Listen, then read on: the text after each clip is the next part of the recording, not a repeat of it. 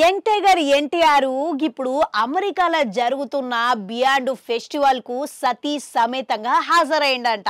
గైతే గిడ దేవర సైన్మా ప్రదర్శించిర్రంట. ఇక ఆ సందర్భాన్ని కల్లారా చూసేటందుకు భార్యతోని పిల్లలతోని కలిసి తారకు లాస్ ఏంజిల్స్ కి పోయిండంట. మళ్ళా ఆడికి పోయిన అనంతరము ప్రేక్షకులు అభిమానులతో కలిసి సైన్మా చూసిండంట. అనంతరం వాళ్ళతోని మాట ముచ్చట చేసిండంట.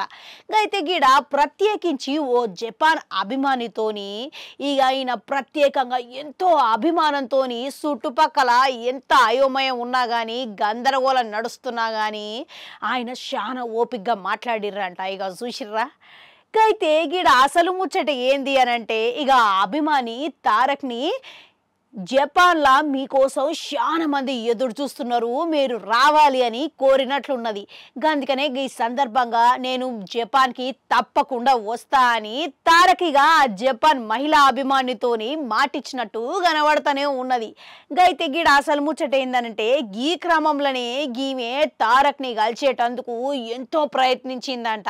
అయితే బియాండ్ ఫెస్టివ్కి వస్తున్నట్టు ఇక ఆమె తెలుసుకొని టోక్యోకి వెళ్ళి అమెరికాకు వచ్చిందంట. కానీ గీడ ఏందనంటే తారక్కి ఇవేమి తెలియకుండానే ఆమెతోని మాట్లాడిర్రు. ఇది కదా విశేషం అంటే. మరి ఒక్కసారి ఇవన్నీ తెలుసుకున్న తర్వాత తారక్ ఆశ్చర్యానికి గురైండంట.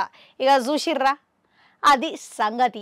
గైతేకి ఇప్పుడు ప్రస్తుతం ఈ వీడియో అనేది నెట్టింట వైరల్ అవుతున్నదనంట. ఇక తారక్ అభిమానుల పట్ల ఎంత ప్రేమ అభిమానులతో మాట్లాడతాడు అనేది మన అందరూ ప్రత్యేకంగా చెప్పాల్సిందా ఏంది?